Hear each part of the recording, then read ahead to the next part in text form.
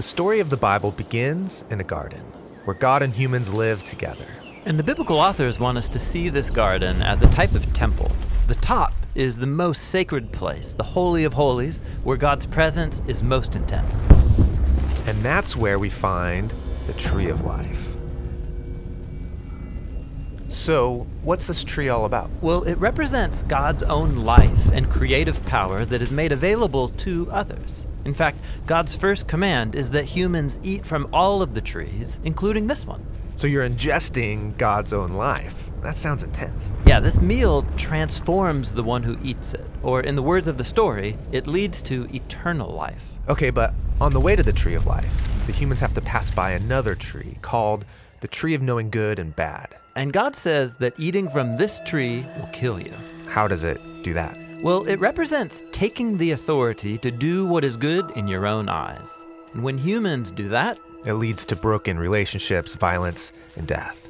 and so here's the thing. Both trees look beautiful, but one of them is a false tree of life. And the humans take from this false tree of life. And they're exiled from the garden for good. Which raises the question, can anyone ever get back to the tree of life?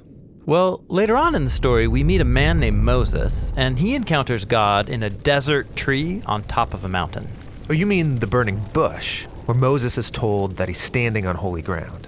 Yeah, it's a plant on a mountain radiating with God's life and power, just like the tree of life. And God tells Moses, bring your people up to this mountain so we can form a partnership. And this partnership will force them to make a choice. Will they follow gods of their own making, or receive life from the true God? And in this story, they give their allegiance to an idol. And it's just the first of many. The story goes on to show generation after generation choosing gods of their own making. And these idols were usually placed on tall hills like beautiful trees. But they're false trees of life that lead the people into self-destruction, exile, and death. It's like death's grip on us is too strong to resist. Is there any hope? Well, let's turn now to the story of Jesus. He came to announce that God's eternal life was available once again through him. So Jesus thinks of himself as the tree of life. Yes, this is what he meant when he claimed to be the vine that brings God's life into the world. And Jesus invited people to eat from him. Yeah, he was inviting people to trust him and be transformed by his life. But Jesus also exposed how corrupt humans are, how much they love false trees of life. And so Jesus presented people with a new choice between life or death. And this time, they don't just choose death. They also chose to attack the one who sustains all of life. Yes, Jesus is led up to the top of a hill where he dies upon a tree.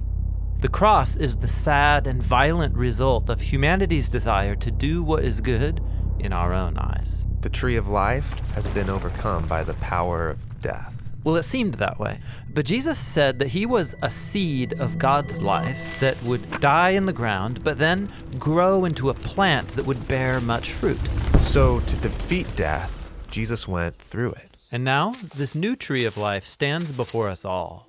We can eat from it, but it will mean passing through death like Jesus, allowing our old way of being human to die. So that a new humanity can grow in its place. Yes, Jesus said he is the vine and we are his branches. So not only do you eat from this tree, you're invited to become a part of it, helping produce its fruit so that his life and love can spread through us to others. And so the story of the Bible ends in a new garden. Which is also a kind of temple, with the tree of life at its center, providing healing and life forever to all who choose to eat from it.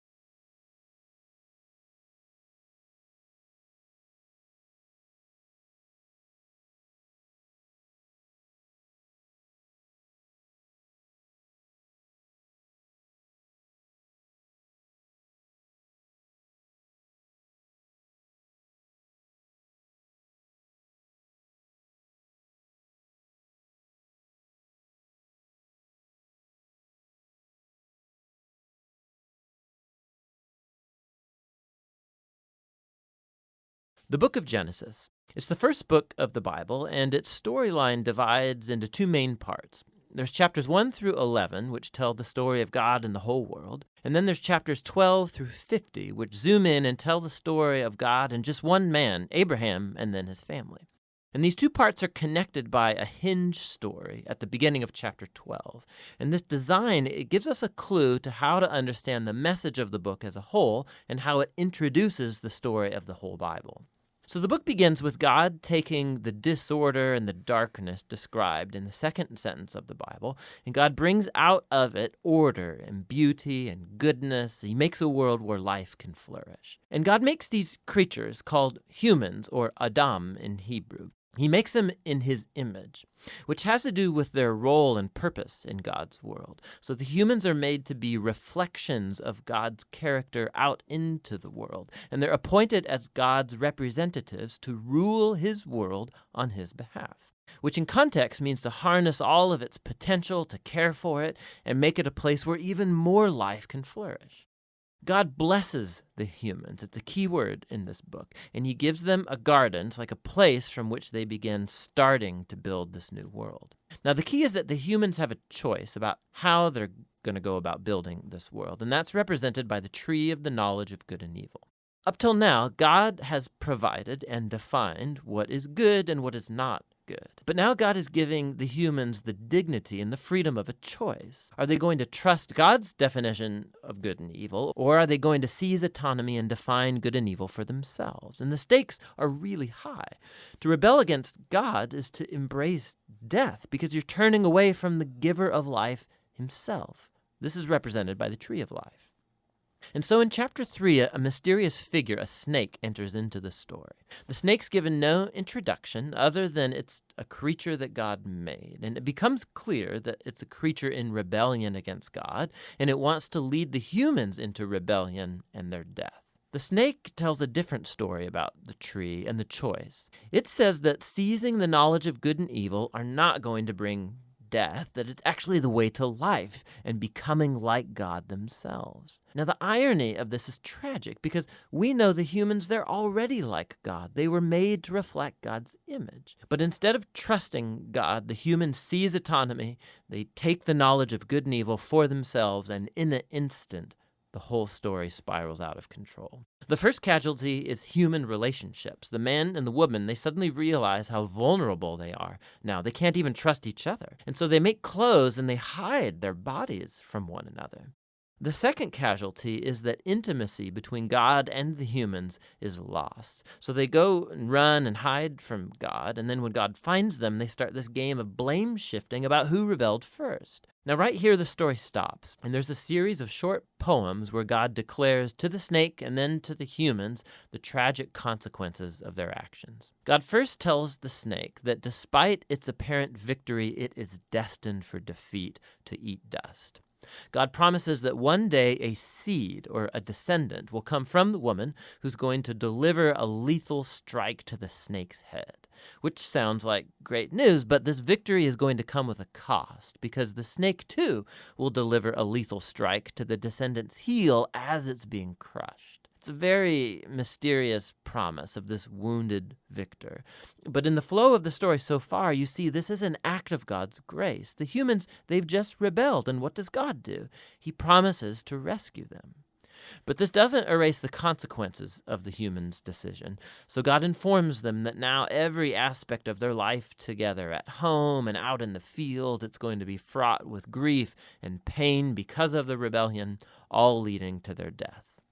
From here, the story then spirals downward. Chapters 3 through 11, they trace the widening ripple effect of the rebellion and of human relationships fracturing at every level. So there's a story about two brothers, Cain and Abel. Cain's so jealous of his brother that he wants to murder him. And God warns him not to give in to the temptation, but he does anyway. He murders him in the field. So Cain then goes on to build a city where violence and oppression reign. And this is all epitomized in the story of Lamech. He's the first man in the Bible to have more than one wife. He's accumulating them like property. And then he goes on to sing a short song about how he's more violent and vengeful than Cain ever was. After this, we get an odd story about the sons of God, which could refer to evil angelic beings, or it could refer to ancient kings who claimed that they descended from the gods. And like Lamech, they acquire as many wives as they wanted, and they produce the Nephilim, these great warriors of old. Whichever view is right, the point is that humans are building kingdoms that fill God's world with violence and even more corruption. In response, we're told that God is broken with grief. Humanity is ruining his good world, and they're ruining each other. And so out of a passion to protect the goodness of his world, he washes it clean of humanity's evil with a great flood. But he protects one blameless human, Noah, and his family, and he commissions him as a new Adam. He repeats the divine blessing and commissions him to go out into the world. And so our hopes are really high, but then Noah fails too, and also in a garden. He goes and he plants a vineyard, and he gets drunk out of his mind. And then one of his sons, Ham, does something shameful to his father in the tent. And so here we have our new Adam, naked and ashamed, just like the first, and the downward spiral begins again. It all leads to the foundation of the city of Babylon. The people of ancient Mesopotamia, they come together around this new technology they have, the brick. And they can make cities and towers bigger and faster than anybody's ever done before. And they want to build a new kind of tower that will reach up to the gods, and they will make a great name for themselves. It's an image of human rebellion and arrogance. It's the garden rebellion now writ large. And so God humbles their pride and scatters them. Now, this is a diverse group of stories, but you can see they're all exploring the same basic point. God keeps giving humans the chance to do the right thing with his world, and humans keep ruining it. These stories are making a claim that we live in a good world that we have turned bad, that we've all chosen to define good and evil for ourselves, and so we all contribute to this world of broken relationships, leading to conflict and violence and ultimately death. But there's hope. God promised that one day a descendant would come, the wounded victor who will defeat evil at its source. And so despite humanity's evil, God is determined to bless and rescue his world. And so the big question, of course, is what is God going to do? And the next story, The Hinge, offers the answer. But for now, that's what Genesis 1 through 11 is all about.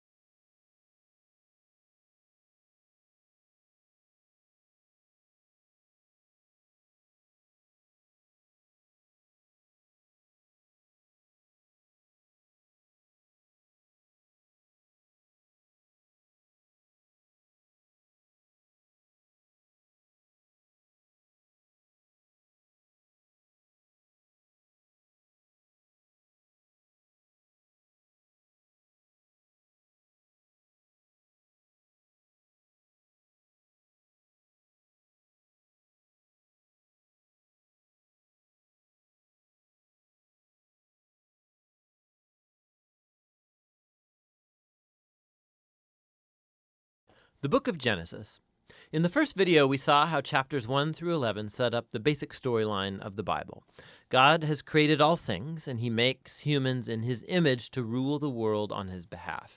The humans choose sin and rebellion, and so the world spins out of control into violence and death, all leading up to the rebellion and scattering of the people in Babylon. And so the big question is, what is God going to do to rescue and redeem his world? Well, out of that scattering at Babylon, the author traces a genealogy of just one family that leads eventually to a man named Abram, later known as Abraham. And God's promise to Abraham at the beginning of chapter 12 opens up a whole new movement in the story. God calls Abraham to leave his home and go to the land of Canaan, which God says will become his one day. And in that land, God promises to make Abraham into a great nation, to make his name great, and to bless him. Now, these promises are connected back to earlier parts of the book. So Babylon had arrogantly tried to make a great name for itself, and that didn't go over very well. But God, in his generosity, is going to bestow a great name on this no-name guy, Abraham. And God's blessing of Abraham echoes all the way back to that original blessing God gave humanity in the beginning. So the question is, why is God going to bless Abraham and his family? And the last line of God's promise makes this clear. So that all the families of the earth will find God's blessing in you. Now, this is key for understanding the whole rest of the biblical story. God's plan is to rescue and bless his rebellious world through Abraham's family. And this is why the whole rest of the Old Testament story is just going to focus on this one family, eventually called the people of Israel. This is also why Israel will later be called a kingdom of priests at Mount Sinai. God wants to use them to show all of the other nations what he's like. And ultimately, this is the promise that gets picked up by the later biblical prophets and poets who say that its fulfillment will come through Israel's messianic king, whose reign will bring justice and peace to all of the nations. Now, at this point of the story, none of that's clear. You just have to keep reading and watch the promise develop. And so the rest of the book focuses on Abraham and his family. First, Abraham himself, then his son Isaac, and then his son Jacob, and then Jacob's 12 sons. And the stories about each generation, they're united by two main themes. So first, each generation of Abraham's family is marked by repeated failure. They just keep making really bad decisions that mess up their lives and that put God's promise in jeopardy. However, God remains faithful to them. He keeps rescuing them from themselves and reaffirming his commitment to bless them and bless the nations through them despite their failings.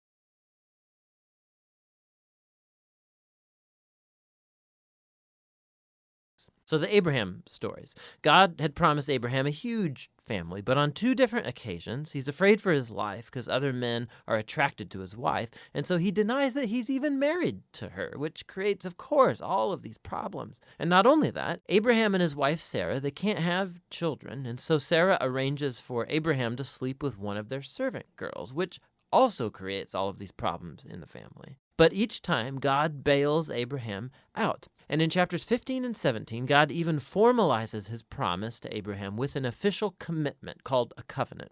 This is a classic scene. God invites Abraham to look up at the night stars and to count them. And he says, that's how numerous your family's going to be. And despite all of the odds, having no kids and no way to have any at the moment, Abraham looks up in the sky and simply trusts God's promise.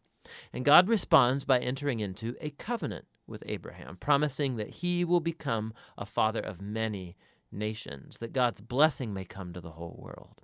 God asks Abraham to mark his family with a sign of the covenant, circumcision of all the male boys in the family. This is a symbol to remind them that the fruitfulness of their family is a gift from God.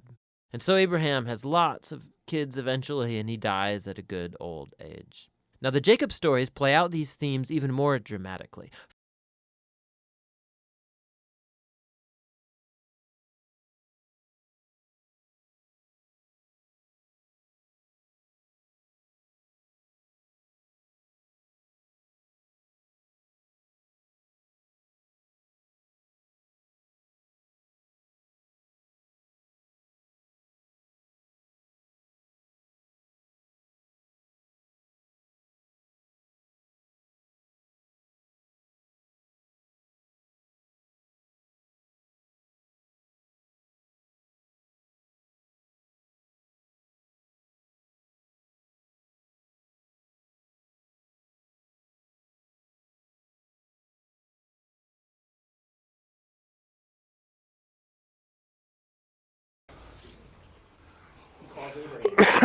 Esau's a nobody.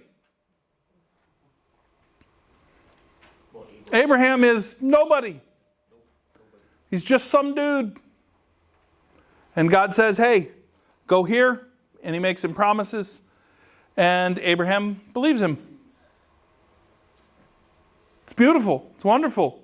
It's no different than the way God works with you and me. Okay? All right. Genesis 12. Genesis 12, 1 to 9. If you want to open to it, we want to take a look at this first interaction between God and Abram.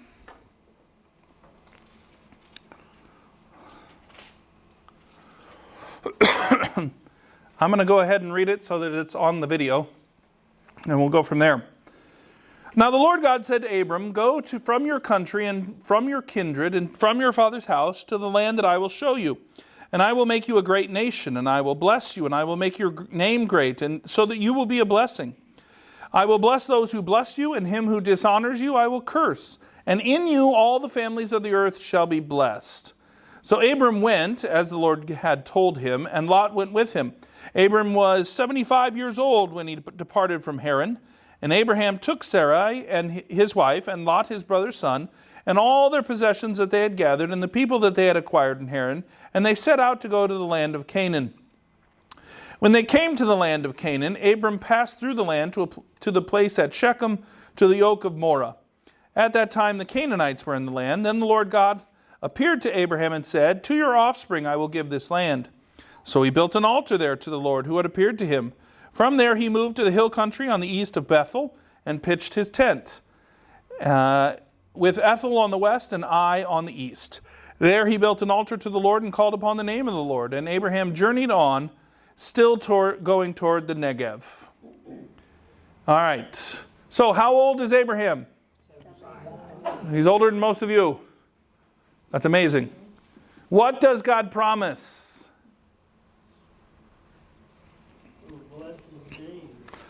Make his name great. Make him a great nation. There will be blessing, all sorts of blessing going on. There's also curse that goes on. And then finally, when they get to the land, he says, I'll give you this land. Generally, I like to break it down to just three things: land, offspring, and the blessing that he is going to be to everybody. Okay? So God promises all of this to Abram, and he gets a lot. I will point this out. God makes those promises, at least as it's recorded in the Bible, without saying, hi, how are you? He just says, Abram, leave your people, go to this place, and I will do this. There's no debate. There's no back and forth. There's no, well, what are you going to do to make this offer a little sweeter so that I really kind of want to do it? Abram just goes. There's really no debate here. We like to think that I don't know if I could do what Abraham did. You would have. Because God said, go. That is what would have happened. It's the same thing when he calls the disciples, come follow me. They don't go, really? I mean, do you have a 401k? Is there dental? They don't do that. They drop their nets and follow him. They leave behind the tax collector's booth and follow him. There's no thought at all that they are debating this decision. They just go. We do have times where there's debate. Moses debates with God at the burning bush, which is hilarious to me. Right? All this stuff, yeah. But this time, what does Abraham do? He just flat out gets up and moves. That's all that happens. Okay, here's the journeys here. I will point out that right before this, at the end of chapter 11, we actually see that Abraham's family leaves from Ur of the Chaldeans down there in the way, what is that, right bottom right-hand corner? And they follow the rivers up through Mesopotamia. When they get to Haran, they go, I don't want to go any further.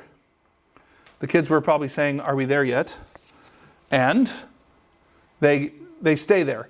Then God talks with Abraham, and he goes then down the red line there from Haran down through and into the promised land down into Egypt and back. Okay, we also see Isaac. He doesn't do nearly as much. Jacob goes back up to Haran.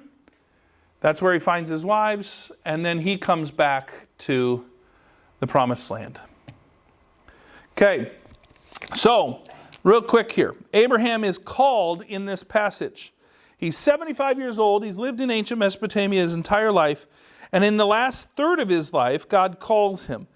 God chooses Abraham out of all the people on the earth to be the man by whom he will bring about the snake-crushing king and defeat sin, death, and the devil once for all. How's he going to do it? Abraham, have kids. One of them will be this promised Messiah. So we start with Eve. It could be any guy that has ever lived. We narrow it down to Abraham's family. And as it said in the other video, it's going to then go to Judah and David. And then we get Jesus. Okay? So who is the recipient of this promise? Abraham is. He gets the promise, and then it passes on. He passes it on, and God repeats it to Isaac and to Jacob. And then it goes through Israel to the entire world in Jesus. Okay? Now, there is a little bit different here way of looking at this than the blessing that and the promise, right, that he made to Adam and Eve about the snake. Is he also going to make Abraham's name great and bless him? Yeah. That's a little bit different than you will have a child that will crush the serpent. Abraham. Now notice here, are we still talking about Abraham? Is he one of the most important people ever to live on the face of the planet? Yeah. He's important not only in Judaism and Christianity and Islam, but in history. People talk about Abraham. Okay? Is that a blessing? Yes. Is there a tremendous blessing given to Abraham? Yeah. He lives like a king through most of the rest of his life. Okay? All right. Now, we go to Genesis chapter 13. The very next chapter. This is after he goes down, as they talked about in the video, goes down and the Pharaoh of Egypt liked his wife and everything, and they all got all sorts of craziness there. But so he leaves Egypt. The Egyptians basically say, get out. Okay? But now 13 verses 14 through 17. The Lord God said to Abram, after Lot had separated from him, lift up your eyes and look from the place where you are, northward and southward and eastward and westward. For all the land that you see I will give to you and to your offspring forever. I will make your offspring as the dust of the earth, so that if one can count the dust of the earth, your offspring shall be counted. Arise, walk through the length and the breadth of the land, for I will give it to you. So Abram moved his tent and came and settled by the oaks of Mamre, which are at Hebron, and there he built an altar to the Lord. So what does God add to the promise here? All the land you're going to see. All the land he can see from there, plus all the land that he's going to walk on. Okay, so the promise expands. Okay, Abraham and Sarah leave Egypt, where Abram just gave his wife to another man. And it's so that he doesn't get killed, but God works it to where he comes back. Abram doesn't seem to belong anywhere anymore, and he's going back to a place that he's already been but decided he didn't want. And then what does God say? This is going to be the land you get. Who receives the promise this time? Again, it's Abram. And what's the new element? Descendants as numerous as the stars in the sky. I love here that it talks about dust of the earth. Yes. Now, why is God saying this again? Well, do you remember everything you've ever been told? Wives will say that about their husbands. Is it true of wives? It's true of all of us. We forget stuff, right?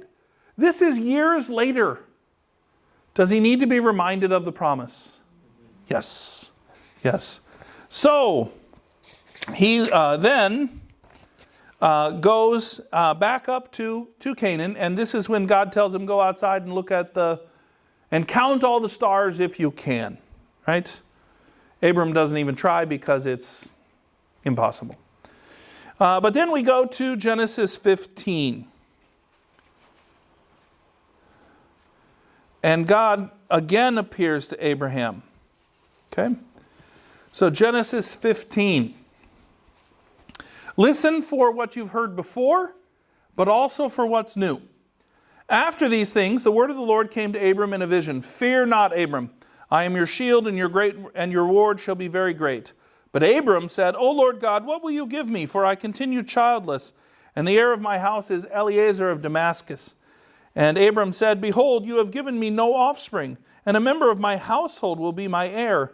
And behold, the word of the Lord came to him, This man shall not be your heir. Your very own son shall be your heir. And he brought him outside and said, Look toward the heavens and remember the stars, if you are able to number them. Then he said to him, So shall your offspring be. And he believed the Lord, and he counted it to him as righteousness. And he said to him, I am the Lord who brought you out of Ur of the Chaldeans to give to you this land to possess. But he said, O Lord, how am I to know that I shall possess it? He said to him, Bring me a heifer 3 years old, a female goat 3 years old, a ram 3 years old, a turtle dove, and a young pigeon. And he brought him all of these, cut them in half, and laid them each half over against each other. But he did not cut the birds in half. When the birds of prey came down on the carcasses, Abram drove them away. As the sun was going down, a deep sleep fell on Abram, and behold, a great and dreadful darkness fell upon him. Then the Lord said to Abram, Know for certain that your offspring will be sojourners in a land that is not theirs, and will be slaves there, and they will be afflicted for 400 years. But I will bring judgment on the nation that they serve, and afterward they shall come out with great possessions. As for you yourself, you shall go down in peace to your fathers, and you shall be buried in a good old age. And they shall come back here in the 4th generation, for the iniquity of the Amorites is not yet complete. When the sun had gone down and it was dark, behold, a smoking firepot and a flaming torch passed between the pieces. On that day the Lord made a covenant with Abram, saying, To your offspring I give this land from the river of Egypt to the great river, the river Euphrates, the land of the Kenites, the Kenizzites, the Kadmonites, the Hittites, the Perizzites, the Rephaim, the Amorites, the Canaanites, the Girgashites, and the Jebusites. All right. So what does God promise? Yeah, he basically repeats all the promises, right? But he also sort of promises 400 years of slavery and servitude, right? Now, the biggest thing for Abraham, though, is you're going to have a kid. Because what's Abraham's number one concern here? I don't have a boy to pass my thumb on. Whiner. It's a whiner. But it's a good whine because does he need a son in order for his line to continue and for us to get down through the ages to Jesus? Yes. In all honesty, I always talk about Abraham and the people of Israel is Jesus needed a family and he picked a doozy. You think your family's got problems and dysfunction. Yours has not been recorded over the centuries for everybody else to watch. Okay? How is the promise ratified? They make a covenant. I will point this out here. This is a disgusting and terrible process. Remember what he did with the animals? He chops them in half. And then he puts them on either side. This was a known process in the ancient world. The Hittites were famous for it. They would use this. They would chop up these animals, and then all the blood would run down in the middle. And then the kings of the Hittites in whatever country they were making a covenant with would walk through it. And the implied idea of it is, if I break my word to you, what I am promising in this covenant, may it be to me as to these animals. My life is forfeit. So Abraham knows what's going on. When God tells him, get these animals, he knows exactly what's happening. Now, notice here, who walks between the pieces and who doesn't? God goes through. Abraham just stands there and watches. So who is the covenant binding on? God. Who is it 100% for Abraham. Because it's all about promises that he's going to do for Abraham. And Abraham sees this to a certain extent in a vision, but also to a certain extent not. Because in the vision he gets Abraham up and takes him outside. So I don't know if he sleptwalk or what, but there's something going on here, right? So what is so interesting or odd about this? God is literally using something that Abraham knew about to literally get into a contract with him. And the covenant goes so much further than a contract, right? Breach of contract is a fine and maybe a judgment against you. What's breach of covenant? Death. God says, I will die before I do not make these promises come true for you, right? And so when this starts and Abraham is just sitting there whining about, I don't have a kid, and how do I know that this is going to be the case? And by the end, is he whining anymore? No, it is rock solid that God is going to do this for him. Okay? Is there a specific term what type of covenant that was? Isn't there a different degree? That is a divine promise covenant. There are other covenants. The Hittites had them. We actually learned a lot about them from the Hittites.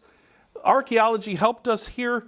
They dug up a huge library of clay tablets in what was at one point a very important Hittite city in Asia Minor. I forget the name of it. I can't pronounce it to begin with. So, and they found all these covenants that the Hittite kings had made. And one was suzerain vassal. That's a higher king making it with a lower king. And so it's not balanced. But then there's also these divine commitment or kingly commitment ones where the king just makes promises. So a kingly commitment one would be, I'm going to take your daughter as my wife because I think she's beautiful and wonderful, and she can be my 37th wife, and I'll make sure that you get land and money. Right? And it's just a promise that I'm going to be good to you and good to your girl. Right? That's it. That's all. Okay? So, in this context then, what's happening? Well, Abraham is old. It is now nearly 25 years later that this is happening, and he wonders if he's ever going to have a kid. Most 80, 90-year-olds are not worried about that anymore. Right? He is. Again, Abram is the recipient of this promise, but it also goes beyond to his children and descendants, because he does talk about the descendants that will be slaves, right? The direct promise is you're going to have a son. Okay? And that son will be the covenant bearer. It will be through him that this great nation will arise. And again, why does he repeat it again and again and again? Hasn't he already had one by Hagar? Not yet. Not in 15. He will afterwards. Yeah, he has it afterwards. He tries to manufacture the child of promise rather than let God do his thing. I will point out it's mostly because his wife nags him. Just saying. So, but Ishmael ends up, God does take care of Ishmael, but not in the same way that he takes care of Isaac. So, but again, why is God repeating this again and again and again and now entering into a covenant with Abram? It is to, again, remind him of everything, but now also put his goodness, his greatness, his majesty behind what is being said and done. Okay? All right, questions, comments so far on that?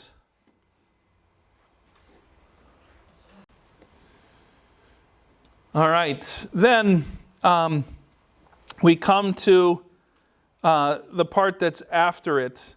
I think we won't read this one, but we will talk about it, right? Sarai and Abram know that they're supposed to have a kid. Okay? Know they're supposed to have a kid.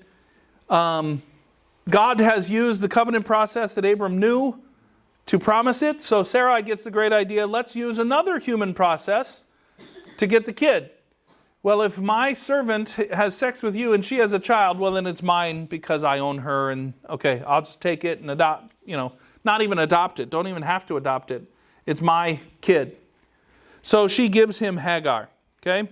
So she attempts to fulfill the promise by manufacturing a child, right, through an accepted and legal way of doing it. If I can't have children, I'm going to use my maidservant to do it. I'll also point this out. She's not the only one to do this. Jacob's wives, Leah and Rachel, give their maidservants to Jacob as well. Bilhah and Zilpah, I don't remember her name. Something like that. It's Hebrew, I can't pronounce it. And why do they give them to try and win one over on each other? Yeah. And it just gets worse and worse. Thank God they don't have more female servants, otherwise it would have got really bad. Okay? So she's trying to force God's hand and trying to accomplish the promise by her own doing. She's trying to manufacture the child of promise. Now what happens to Hagar? She gets cast out. No, she gets uppity. Yeah. She gets pregnant and goes, ha ha ha, now I'm more important than my mistress. Well, duh.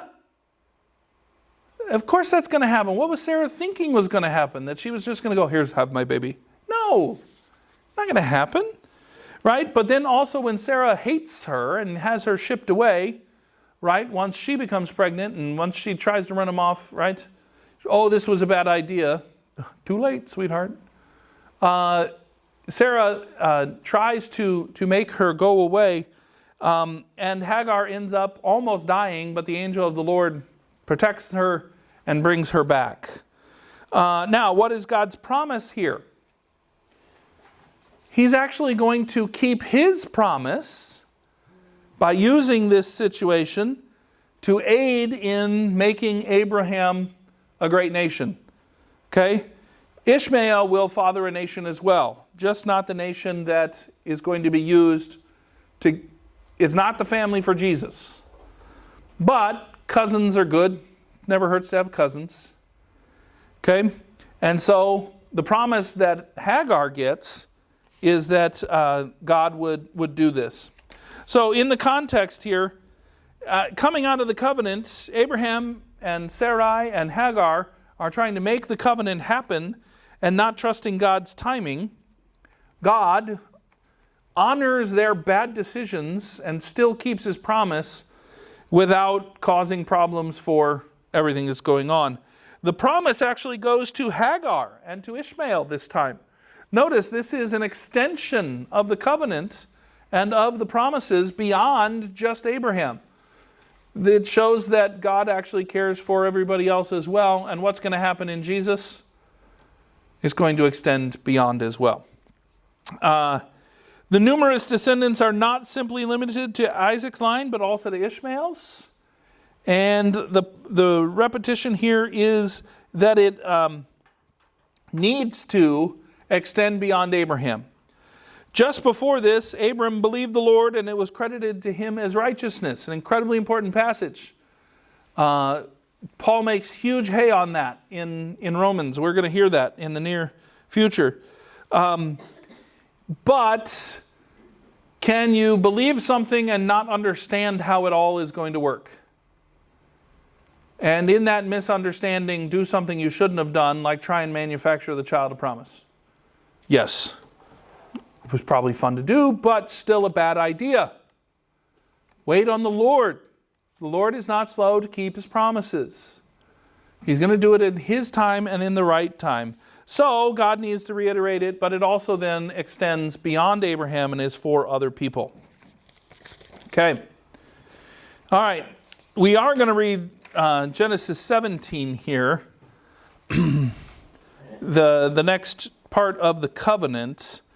It's actually covenant A and covenant B. They go together. Okay? Genesis 17. When Abram was 99 years old, the Lord appeared to Abram and said to him, I am God Almighty, walk before me and be blameless, that I may make my covenant between me and you and may multiply you greatly. Then Abram fell on his face, and God said to him, Behold, my covenant is with you, and you shall be the father of a multitude of nations. No longer shall your name be Abram, but your name shall be Abraham. For I have made you the father of a multitude of nations. I will make you exceedingly fruitful, and I will make you into nations, and kings shall come from you.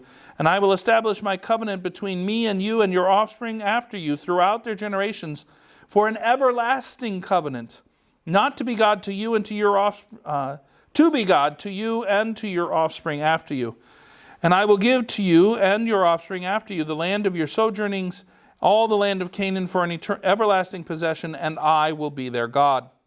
And God said to Abram, as for you, you shall keep my covenant, you and your offspring after you, throughout their generations.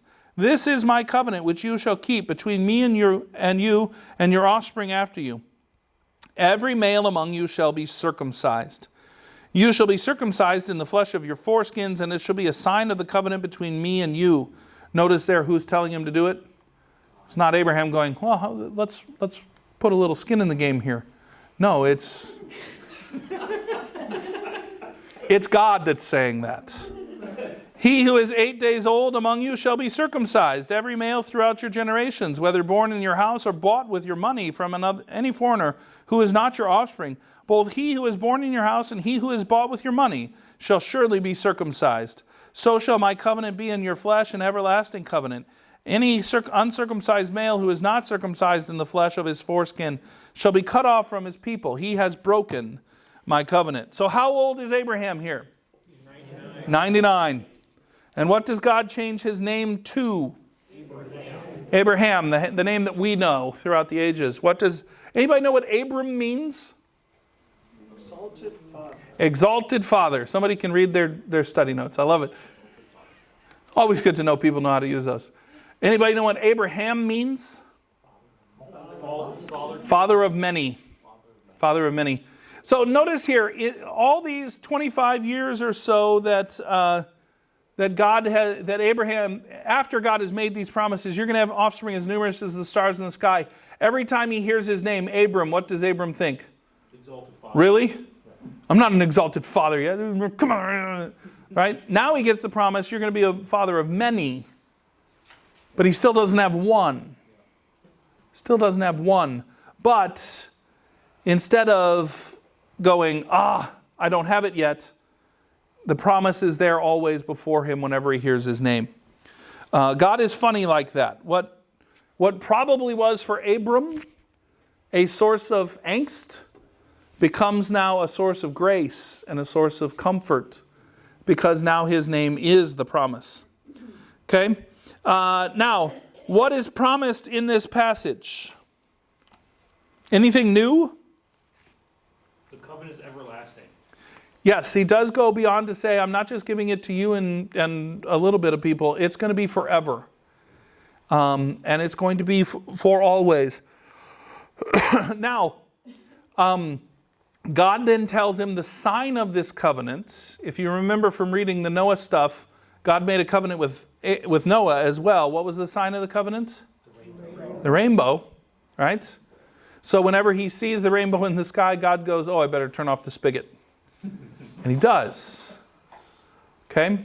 But here, the sign is circumcision. Is it visible to everyone? No. It's just for the male. I hope it's not visible to everyone. That would be really bad. Nope. Circumcision of their foreskin, of their phallus. Yeah. No, that's allegory. This is real. This is literal. But do the people who are part of Israel know they're part of it? Yes. Men and women? Yes. Yes.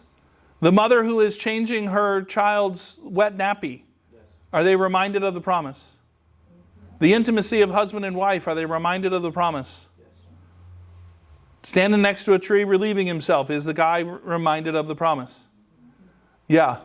Notice in the most intimate of places, God is reminding them of the promise, and it is supposed to then hit to their hearts that they remember it.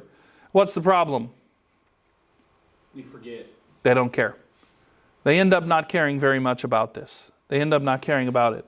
The sign, however, is an intimate thing that is meant to be something that everyone within the people of Israel can understand and know. Notice, is it just their kids that get the mark? Everyone. No, it's even their slaves. Because in the ancient world, anybody that was enslaved to someone else became part of their household. And good slaves could end up becoming part of the family when they're freed and become freedmen. Okay? All right.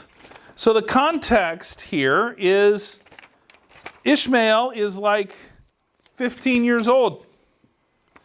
Abram is 99. All these promises, all these years, you're going to have a boy. And nope, it's nothing there.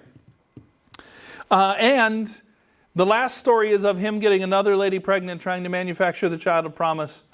It's now 14 years later. God has not spoken to him. When he does come, right? If I'm Abram, I'm expecting God to be angry. Is God angry? No. He's gracious. Abraham again receives the promise. There is now the sign of circumcision. Isaac and Ishmael, the one who is going to be, Ishmael is circumcised, but there is also the promise here that the one that is to come is the one who's going to bear this covenant, not the one you already have. So God is excluding Ishmael. Now notice, that's not God being mean or being bad. Whose problem is that? Abraham, Sarah, and Hagar for messing with the plan. Yeah, it's not on God that they screwed around, literally. It's on them. Okay? And again, why are they repeating it? It's always about repetition. It's always about the more often that you hear it, the more likely you are to trust in it. And go from there. All right. Would another new element was being Abram's name being changed to? We could.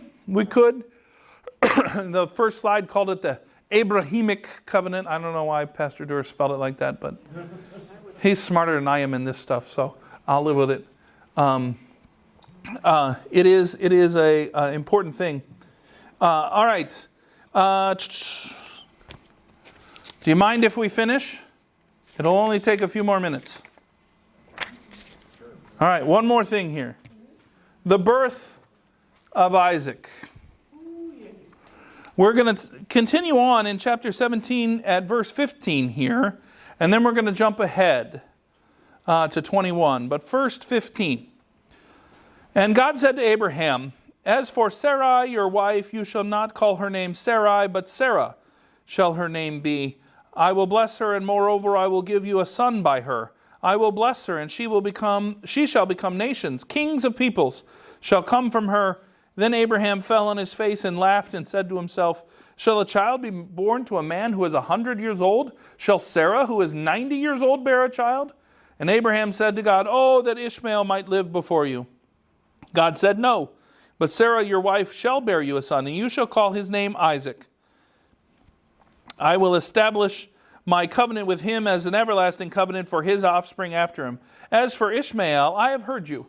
Behold, I have blessed him, and I will make him fruitful and multiply him greatly. He shall father 12 princes, and I will make him into a great nation. But I will establish my covenant with Isaac, whom Sarah shall bear to you at this time next year." So, first part here, what part of the promises are going to be fulfilled? Well, actually, we better read 21, 1-7. I'm sorry. 21, 1-7. The Lord visited Sarah, and she, as he had said, and the Lord did to Sarah as he had promised. And Sarah conceived and bore Abraham a son in his old age, at the time of which God had spoken to him. Abraham called the name of his son who was born to him, whom Sarah bore to him, Isaac. And Abraham circumcised his son Isaac when he was 8 days old, as God commanded him. Abraham was 100 years old when his son Isaac was born to him. And Sarah said, "God has made laughter for me. Everyone who hears will laugh over me." And she said, Who would have said to Abraham that Sarah would nurse children? Yet I have borne him a son in his old age. All right, so which promise gets fulfilled? Sarah. You will have a son. At least it's a start on the numerous as the stars in the sky, dust of the earth. It's a start. Thank God for the start. You can't have more generations if you don't have one generation. Okay, and how long did Abraham wait for his son to be born? 25 years. Yes, it's 25 years. Okay, most guys are having their first kid around 25, I hope, after being married. Right? But this is what's going on. Now notice here, Abraham becomes the thread through which the promise made to, in the curse to the snake and made to Adam and Eve, continues. But do we also have another thread that we can see here? Not just the thread of promise. How about the thread of sin? Right? As it laid out in the videos, Cain and Abel, people of Noah's day, the people at the Tower of Babel. What's the problem? Nobody listens to God, and they do their own thing. They always do it. Do we see that in Abraham? Here, this is my sister, which was true, by the way. She was his half-sister. Half-sister. Right? Do we see it with Hagar and Ishmael? People choosing to go their own way again and again and again rather than listening to God. So the thread of redemption is not just one thread. There are tons of them that we can find throughout the Scriptures that we can then weave into a story. Where does it all find its connection and its what holds it all together? It's Christ. It is in Jesus, the bow tie diagram from last time, right? And notice here, does God have a very definite plan on who's going to be a part of this and who's not? Yeah, Ishmael's not going to be. But Isaac will. And he is going to follow that line down through it all the way to Jesus. Okay? Abraham is important in the Scriptures in that his call, go to the land of Canaan. I will give it to you. I make all these promises to you. One of those promises is, through you every nation on earth will be blessed. That is a promise of Jesus that comes because God is gracious and the plan is still the plan. Now, I want to point out here the way in which the videos kind of talked about it a little bit. They played it up like humanity had much more of a role in this than they actually do. Okay? God makes the plan go. Humanity simply receives. Abraham's a great example of this. Tell me one thing Abraham did to further the plan.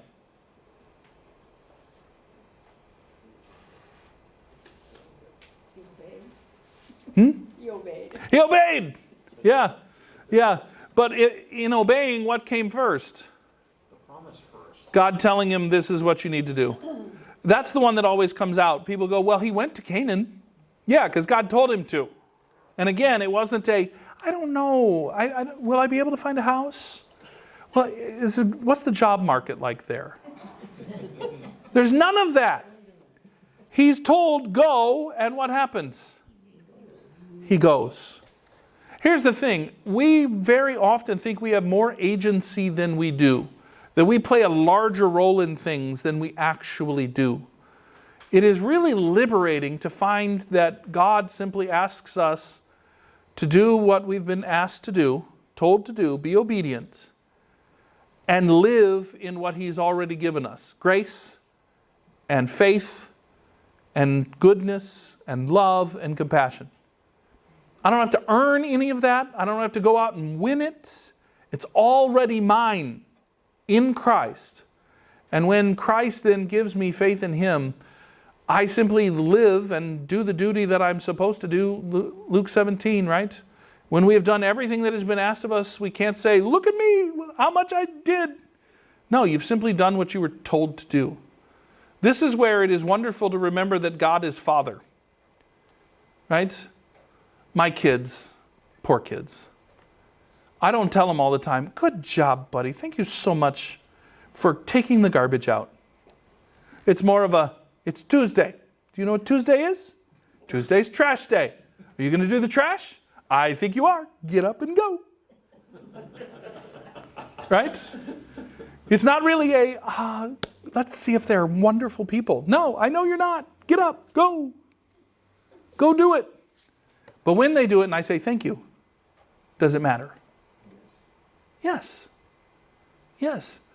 That relationship, that picture that is there in the Scriptures that God is Father, right? The traditional role of Father is do what Dad tells you. It's not. Can we debate this?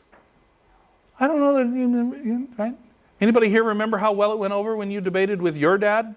Whether you could take the car out on Saturday night? Or if you needed to take the garbage out, or if you could do it later? Right? I've had a kid go, hey, could I take the garbage out later? No. Later. No. Why? You won't. Tomorrow morning your mother will be telling me, go get the garbage, take it out. No, you're going now. Oh, okay, all right. And then what happens? They don't go do it right then and there, and what happens? 6:30 the next morning? What is happening? My wife is saying, honey, we didn't get the garbage out. Better go. Go take it. What am I doing? Waking up every kid. Get the garbage. And away we go. Right? Just do what you're told and everything goes well. Notice here, though, is God like me, yelling and screaming? No. He's much more laid back than that. When the garbage doesn't get taken out, does he still find a way to be gracious? Yes. Yes. Eventually, if the garbage doesn't get taken out, what do you get? You get taken out of the house. Get out. I don't want you here anymore. Or you're going to start paying rent. I'll take the garbage out. Yeah. Right? This is an idea that has been growing on me as I've been, in the last 6 months, this idea of God as Father. Probably just because without 2 kids in the house, I'm like, did I do a good enough job? I don't know, right? That kind of thing. Now that they're back in the house, I'm going, why are they here? I wish they would leave, right? Notice here, Abraham believes the Lord, and it's credited to him as righteousness. Does he listen to Dad? Yes. Yes. Does he then screw up doing things he's not supposed to? Yes, like every child. Like every child. Does Dad still love him? And is Dad going to work it out? Yes. Are there consequences that come? Yes. Yes. Real quick here. Sarai. Anybody know what Sarai means? I know Sarah is princess. I just had what Sarai is, and now I don't remember because you said princess. Sarah becomes princess. She gets a name upgrade too, right? Now, why princess rather than mother of everyone? Because we already have Eve. She's already the mother of all the living, okay? We don't need another Eve. That just makes it crazy, okay?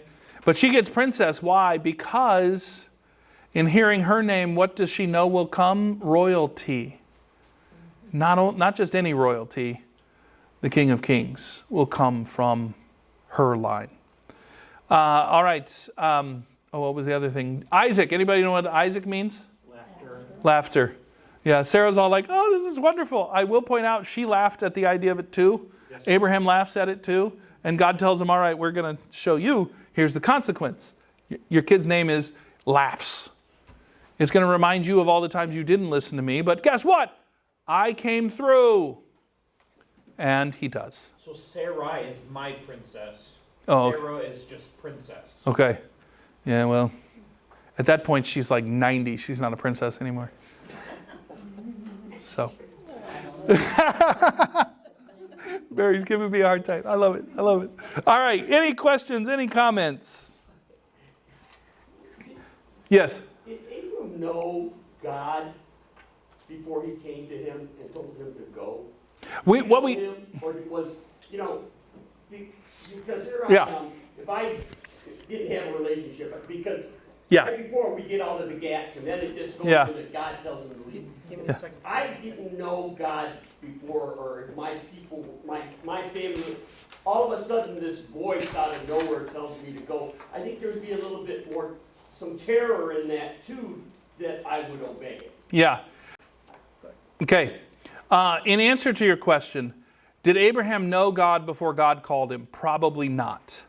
What we get from Joshua is that Abram was an idolater in Ur and then for the rest of his life only worshipped God once God called him.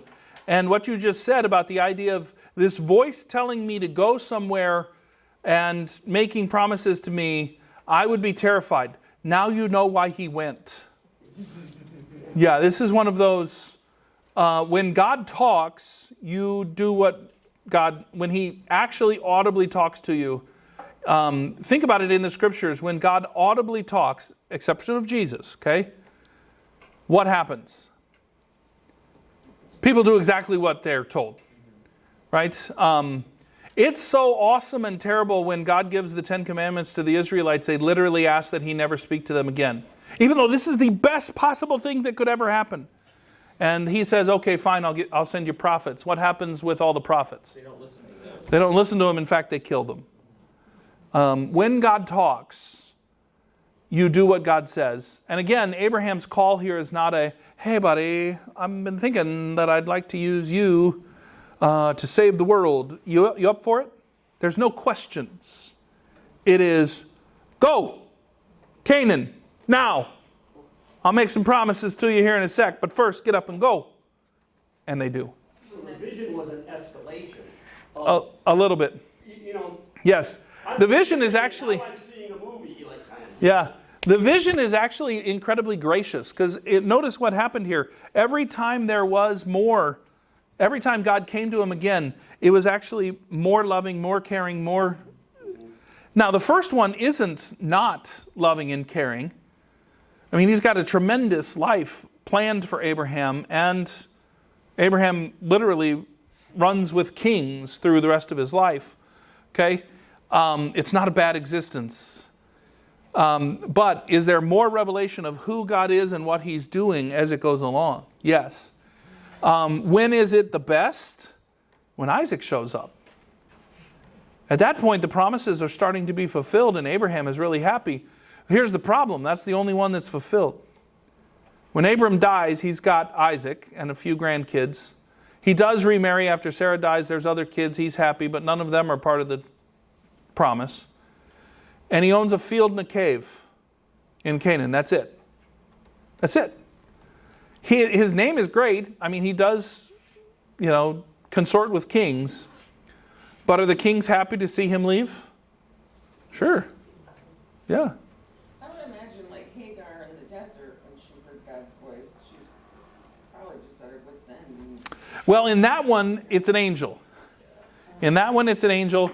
But what's interesting is when you look at all the times when God himself speaks, really the only person that goes, is Moses. That's it. Everybody else kind of goes, yes, sir. Right? So Moses is that eldest brother that's like, really, Dad? Come on. Everybody else is the younger brothers going, yes, sir.